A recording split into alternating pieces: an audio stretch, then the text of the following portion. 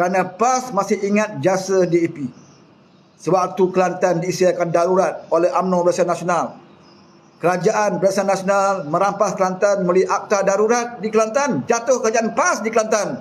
DAP lah parti-parti yang mempertahankan PAS waktu itu.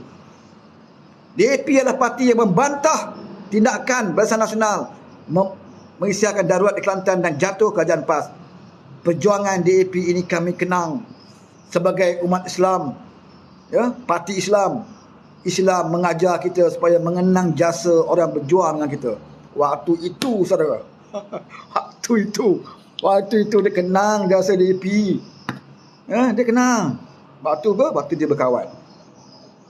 Sama juga dengan UMNO Barisan Nasional. Waktu dia berkawan dengan UMNO Barisan Nasional, Mufakat Nasional, banjir dalam bangunan PWTC dengan air mata, derayan air mata. Banjir, saudara. Pemimpin UMNO, perwakilan UMNO menangis teresak-esak. Wanita UMNO putri menangis teresak-esak. Muslimat, ya, walauntit pun menangis teresak-esak. Kenapa? Kerana bagi mereka penyatuan umat Islam yang sekian lama bermusuh, alhamdulillah akhirnya Allah ketemukan jodoh. Ya. Tidak pernah terfikir, kata mereka, bagaimana pertentangan UMNO dan PAS begitu lama.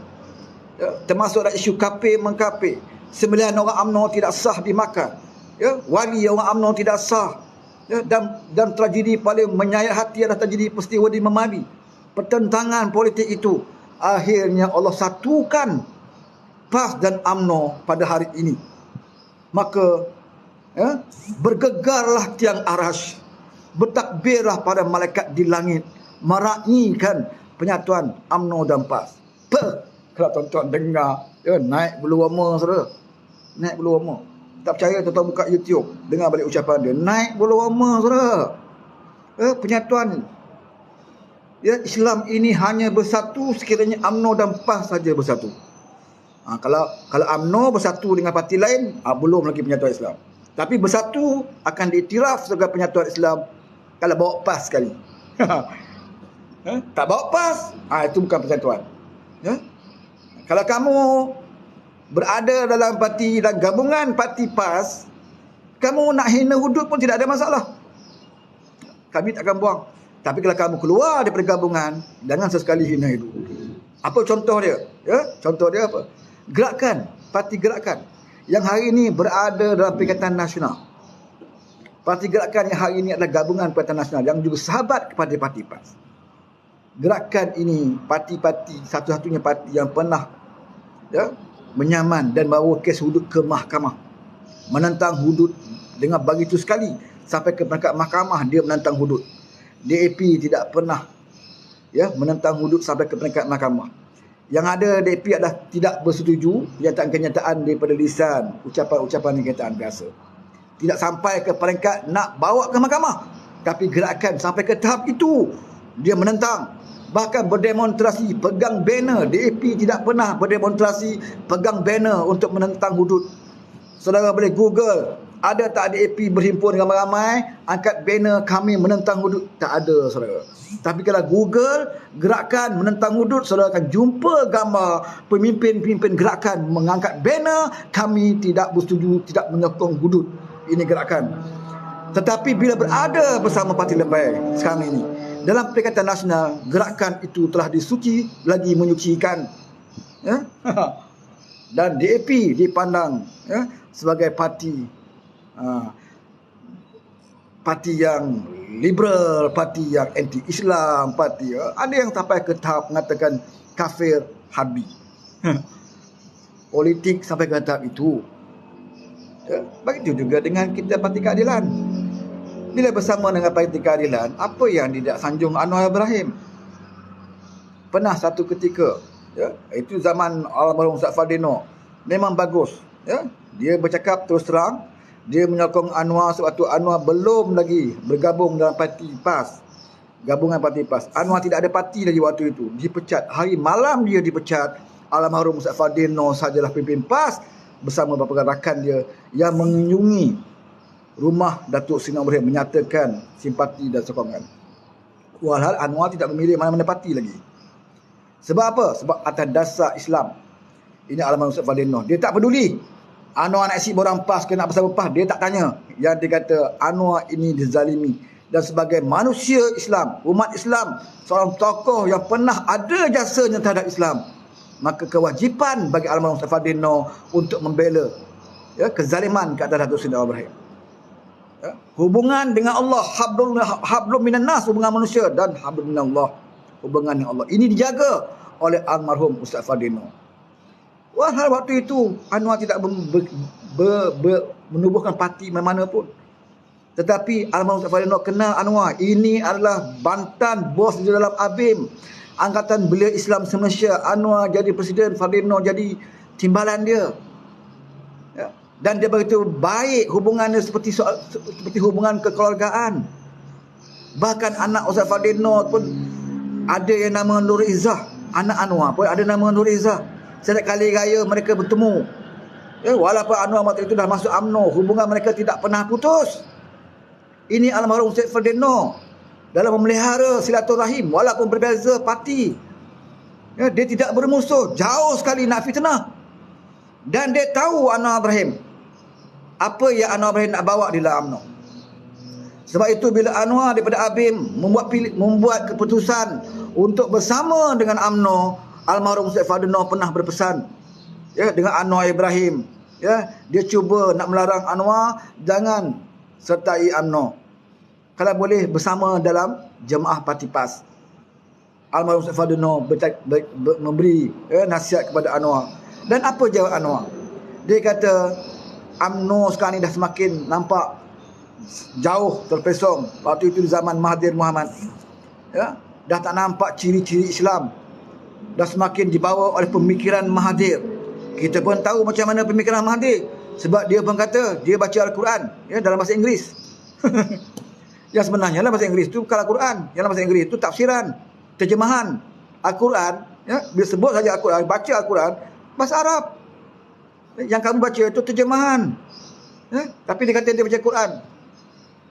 Macam-macam lah kenyataan Mahathir ni yang nampak bercanggah dengan Islam. Nabi pelihara janggut kerana tidak ada pisau cukur dan sebagainya. Ini kenyataan Mahathir. Dan Anwar melihat perkara itu perlu diperbaiki dalam UMNO. Sebab itu dia beritahu almarhum Ustaz Fadil Noh, dia nak masuk UMNO untuk cuba memperbaiki UMNO dari dalam. Untuk menerapkan nilai-nilai Islam di dalam UMNO dari dalam. Itu jawapan Anwar Ibrahim kepada almarhum Ustaz Fadil Noh. Tetapi almarhum Ustaz Fadil Noh sempat berpesan. Dia kata kepada Anwar Ibrahim, kalau kamu nak suci najis, kamu jangan masuk dalam tong najis. Kalau kamu nak suci najis, kamu kena berada di luar.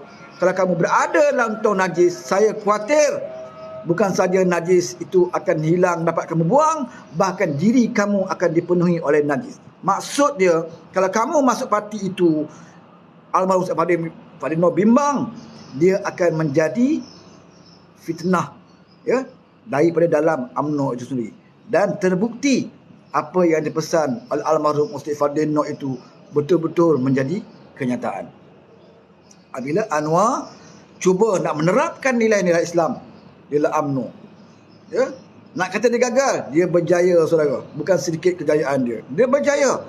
Dalam slogan penerapan nilai Islam di zaman Anwar Ibrahim menjadi timbalan Perdana Menteri, dia berjaya menerapkan banyak bank Islam, Universiti Islam, Takaful Islam, insurans. Kemudian dia jadi Menteri Pendidikan, memperkenalkan pakaian yang menutup aurat, membuang mata pelajaran yang bersifat khurafat seperti mandi safar dan sebagainya. Banyak perkara yang menjurus ke arah syiar Islam itu berjaya dibawa oleh Anwar. Tetapi itu tidak cukup. Dia banyak lagi cerita-cerita dia yang nak perkenalkan waktu itu. Dia pernah sebut tentang Madani. Bukan waktu ini saja. Dalam UMNO lagi pun Anwar dah pernah sebut tentang Madani ini. Tetapi cita-cita dia itu tidak tercapai. Apabila Mahathir melihat kebolehan Anwar Ibrahim ini tidak harus dibiarkan. Mahathir nak nama dia akan dikenang sampai hari kiamat. Dia seorang pemimpin dalam Malaysia ini, di tanah Melayu ini. Dia seorang pemimpin yang maha hebat. Tidak ada pemimpin lain yang lebih hebat daripada Mahathir. Tetapi kalau dibenarkan Anwar jadi pemimpin, dia bimbang nama dia akan tenggelam. Dia bimbang Anwar akan diangkat sebagai singa Malaya, Ya, harimau Melaya, singa Melaya ke, singa tiger ke, Asia ke, dia bimbang kalau Anwar mendapat gelaran itu, dan dia akan dikenali, Mahathir pula akan dikenali sebagai Maha Fir'aun, Maha Zalim. Ya, pernah digelarkan kepada beliau. Ya, pernah digelarkan kepada beliau. Dan akhirnya beliau memilih untuk menjadi untuk menerima gelaran semua itu. Dia ada peluang untuk berubah, tetapi Mahathir Mohamad tidak menggunakan peluang dan kesempatan itu untuk berubah. Malahan dia cuba membawa kembali pemikiran dia yang lama, kejahatan dia yang lama. Ya, sebab itu kita benarkan, sebab itu kita izinkan dia menjadi Perdana Menteri di dalam Kerajaan Pakatan Harapan. Kalau kita nak cerita tentang sejarah Anwar Ibrahim ini, kemudian kita nak bandingkan dengan Anwar kezaliman Mahathir Mohamad, maka kita akan dapat lihat kenyataan MP Pendang itu, ya, satu kenyataan bersifat peribadi, tuduhan melampau dan hasil daripada busuk hati dia kepada Datuk Seri Anwar Ibrahim. Ya. Saya pun tak tahu apa sebenarnya yang menyebabkan MP Pendang ini begitu dengki, hasadnya kepada Anwar Ibrahim. Apa yang Anwar lakukan kepada beliau? Apa dosa Anwar terhadap batang tubuh beliau? Apa dosa Anwar? Anwar tidak pernah menyatakan PAS parti sesat. Mahathir pernah menyatakan PAS parti sesat. Bahkan pengerusi Perkhidmatan Nasional hari ini, Muhyiddin Abah Kau yang jadi bos kepada Haji Hadi, Muhyiddin sendiri terang-terang pernah mengatakan PAS parti ajaran sesat. Saudara boleh cari kat YouTube, ada tak kenyataan secara direct Anwar menyatakan PAS parti ajaran sesat? Tak pernah, saudara. Tak ada. Tak keluar daripada mulut Anwar mengiktiraf PAS parti ajaran sesat. Walaupun dia banyak perkara yang dia tidak setuju dengan cara PAS. Tetapi belum sampai lagi Anwar tergamak untuk bagi tahu orang ramai bahawa PAS itu parti ajaran sesat. Tak ada. Tapi keluar daripada mulut Mahathir, ada. Keluar daripada Muhyiddin, ada. Tapi inilah yang dianggap oleh MP Pendang daripada PAS, bahawa Anwar itu lebih zalim dan lebih pendendam berbanding dengan Mahathir Mohamad. Ya. MP Pendang duduk Kedah, takkan dia tak tahu tentang kisah Memali di Baling. Ya. Dia MP Pendang, mungkin tak jauh daripada daerah Baling. Tanya orang Baling peristiwa Memali. Tanya orang lama-lama dalam PAS peristiwa Memali. Ya. Zaman siapa Perdana Menteri waktu peristiwa Memali itu berlaku? Arahan siapa? Ya, sehingga kan pasukan keselamatan menggunakan senjata api dan kereta kebal mengepung Madrasah Ustaz Ibn Libya. Ya, saya tidak bersetuju dengan cara Ustaz Ibn Libya. Ya, saya tidak menyokong cara dia. Ya, menggunakan kekerasan, ya, untuk melawan kerajaan. Tetapi saya juga tidak bersetuju dengan cara pasukan keselamatan untuk berdepan dengan kumpulan ini. Mana mungkin orang ahli-ahli penyokong PAS, pengikut-pengikut Ustaz Ibn Libya yang hanya menggunakan parang, kamu nak berdepan dengan mereka dengan menggunakan kereta kebal? Tak mungkin, saudara. Banyak kaedah lain untuk kita mengurangkan kalau ada kehilangan nyawa. Cuba kaedah lain. Tetapi oleh kerana Mahathir, dia pandai. Waktu Memali dia berada di luar negara, yang dapat nama buruk Datuk Musa Hitam. Dia Menteri Dalam Negeri waktu itu. Musa Hitam yang mana? Dia dapat kebenaran daripada Mahathir Mohamad. Orang ini ada dosa dia kepada peristiwa Memali. Dan begitu jugalah Haji Hadi ada saham dia kepada peristiwa Memali. Jangan ingat Haji Hadi boleh pelas tangan apa yang berlaku di Memali. Ya. Kamu mengeluarkan fatwa yang bukan-bukan, fahaman yang bukan-bukan, ya, sehingga pengikut jadi salah faham dengan fahaman kamu, dan kamu tidak memperbaiki fahaman-fahaman itu, menjadikan mereka taksub. Mereka menganggap melawan kerajaan itu mati syahid, melawan kerajaan itu jihad, mati syahid, itu pegangan mereka dan mereka sanggup mati. Kamu tidak datang ke situ, kamu berada di Marang. Mereka yang bertempur, mereka yang terkorban. Anggota pasukan keselamatan juga ada yang terkorban. Zaman bila? Zaman Mahathir Mohamad. Apakah MP Pendang lupa sejarah ini? Ya. Dan MP Pendang boleh semak balik fakta selepas peristiwa Memali itu. Ya, banyak tuduhan. Sekali Pilihan Raya, UMNO, Barisan Nasional waktu itu menggunakan media perdana mengimbau kembali peristiwa Memali untuk jadikan bahan kempen. Ya, nak tunjuk PAS ini ganas, imbau kembali. Dan waktu itu juga PAS berlawan dengan UMNO dalam isu Memali. Ya, akhirnya, ya, Dr. Mahathir Mohamad mengatakan kalau dibiarkan pertentangan PAS dengan UMNO tentang isu memali, umat Islam akan berpecah. Maka dia minta Anwar sebagai orang yang rapat dengan almarhum Syed Fadil Noh berbincang, berpakat bagaimana kita sama-sama hentikan main isu memali. Saudara, bila saya fatah Datuk Seri Anwar Ibrahim masih hidup lagi. Ya. Sesiapa yang ada di sini yang berkesempatan bertanya dengan orang rapat sana, betul tidak betul bahawa Mahathir menghantar Anwar Ibrahim untuk bertemu dengan almarhum Syed Fadil Noh untuk sama-sama kita berpakat kalau boleh yang dah berlalu tu, yang dah mati tu, ya, jangan diungkit kembali. Jangan jadikan isu memali sebagai modal politik supaya tidak ada lagi perpecahan. Jangan berlaku peristiwa seperti itu. Dan Anwar lakukan. Ya, almarhum Ustaz Fadil sama-sama berpakat dengan Anwar Ibrahim cuba jernihkan kembali. Ya. Apakah ini menandakan bahawa Anwar Ibrahim itu lebih zalim, lebih tak baik, lebih jahat daripada Mahathir Mohamad? Takkan MP Pendang yang berada di negeri Kedah tidak tahu sejarah ini? Kita yang berada di luar Kedah, kita tahu latar belakang peristiwa memali. Tetapi kenapa, saudara? Sebab politik. Politik membutakan hati dan fikiran mereka daripada untuk menerima kebenaran. Mungkin Allah tutup pintu hati dia untuk menerima kebenaran. Ya? Kenapa? Kerana hasad dengki. Ya, hasad dengki. Jangan ingat orang pakai kopiah, pakai serban ni bersih semuanya, tak ada, saudara. Tak ada. Ya, kita diceritakan banyak kisah tentang bagaimana orang yang jahil, orang tidak ada ilmu, ya, Tuhan campak ke syurga kerana hatinya bersih. Ada pelacur yang juga dimasuk syurga kerana hatinya bersih. Dan ada orang alim yang dicampak ke neraka kerana ujub, taksub, ego yang berlebihan. Ya? Jadi kita kena hati-hati. Apatah lagi kamu pemimpin. Samanya seperti juga Razman. Apakah kamu ingat bila kamu keluarkan kata minta maaf, kamu rasa kamu dah bebas? Sedangkan kamu dah minta maaf Anwar maafkan kamu. Bagaimana dengan pengikut kamu? Bagaimana dengan orang ramai yang mendengar ucapan kamu? Ya? Yang termakan dengan fitnah kamu. Pernah kamu nyatakan kepada mereka secara terbuka? Ya, bagi tahu di mana dia berucap di pasar malam. Okey, duduk di pasar malam, berucap sekali lagi.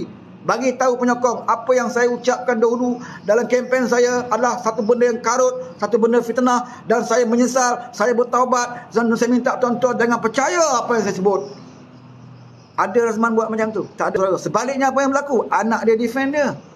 Anak dia defend. Pertahankan lagi bapak dia. Mungkin anak dia rasa malu bapak dia sudah sujud di kaki Anwar untuk minta maaf. Tapi bila bapak dia kena gertak oleh peguam Anwar, dengan anak-anak dia sekali tutup akaun. Ini ke pejuang? Cerita pada jihad dengan samannya kecut telur. Sembang bukan main. Saya tidak akan minta maaf. Saya tidak akan tarik. Walaupun Anwar saman saya 5 juta. 5 juta ini kecil berbanding dengan akidah umat Islam. Sembang lebay.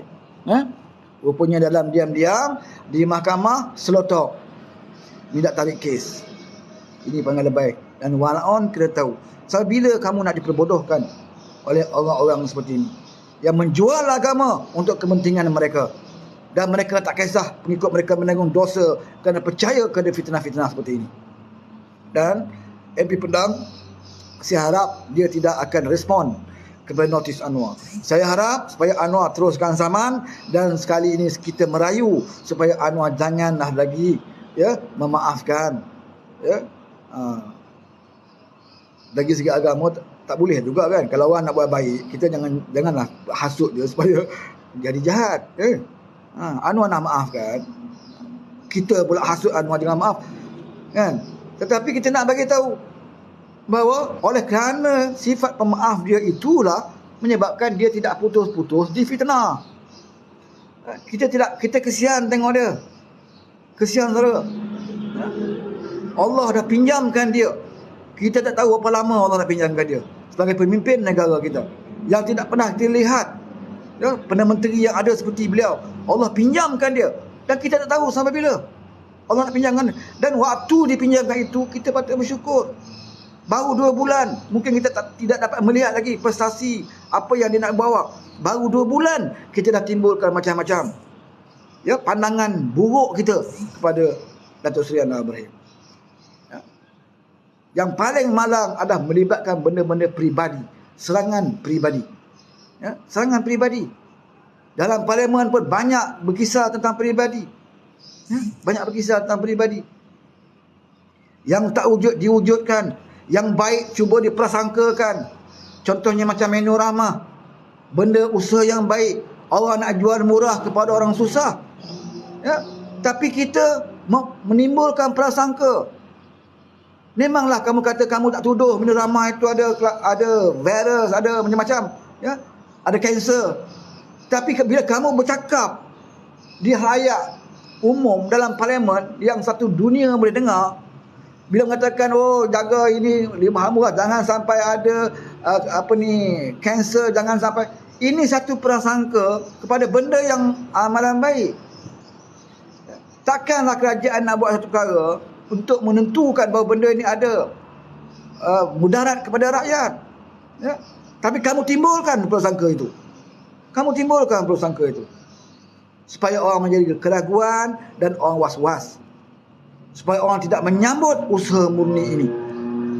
Betapa jahatnya orang seperti ini, ya, yang sengaja mendatangkan satu benda yang tidak baik ke atas amalan yang baik. Apa jaminan makanan itu baik? Siapa ada jaminan? Makanan kat rumah kita pun kita tak boleh jamin. Rumah kita sendiri, yang kita masak sendiri, isteri kita masak sendiri, apa jaminan dia tidak ada keracunan? Kena fikir macam tu, memang tidak ada jaminan. Tetapi usaha agar menentukan kebersihan dijaga, kualiti dijaga, dan ini yang dilakukan oleh kerajaan, ya, yang selalu digariskan oleh menteri. Siapa yang nak buat menu ramah, ya, ini dia sukatan makanan dia kena ada, kualiti dia macam mana, jangan makanan basi kamu jual. Ini kita jaga. Tapi apa jaminan? Memang tidak ada jaminan. Memang tidak ada jaminan, ya. Macam saya sebut tadi lah, kita masak di rumah pun tak ada jaminan. Ada ketikanya terkena juga, ya. Umur kita sendiri pun tak ada jaminan. Macam kata MP Pendang, dia kata oh Anwar dulu dalam ceramah Pilihan Raya macam-macam nak bongkar-bongkar ni, sekarang kerajaan tak bongkar. Berapa kali Anwar sebut? Berapa kali Anwar sebut? Dia kata masa pembangkang dia suruh siasat. Yang salah didakwa bila dia jadi Perdana Menteri, bukan tugas dia nak pergi siasat, bukan tugas dia nak mengarahkan SPRM pergi tangkap abah kau. Dia bukan Mahathir. Dia kata dia tahu ada ketirisan, tapi tugas menyiasat SPRM, tugas mendakwa peguam negara, menyatakan hukuman itu hakim dan saya tak campur. Sepatutnya kita bersyukurlah ada pemimpin macam ini. Tapi kamu duk cerita, apa jaminan? Ini LCS, dia kata. Ni skandal LCS ni. Bila kata nak siasat? Dalam parlimen beberapa kali menteri duk kata SPM sedang menyiasat skandal LCS. Kertas putih pun akan dibentangkan di parlimen. Apa lagi yang MP Pendang tak tahu? Saya bukan ahli parlimen pun saya tahu. Kau waktu menteri cakap kamu tidur.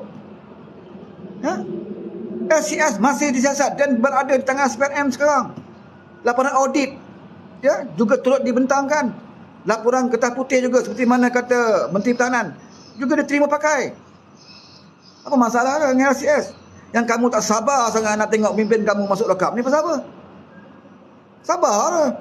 Anwar bukan macam Mahathir. Yang bersalah, tak bersalah lepas. Apa masalah? Yang kamu takut, ya, tak sabar sangat pasal apa? Bukan LCS saja, banyak Pandora Papers juga dalam siasatan. Apa yang kita sebut semua kita siasat.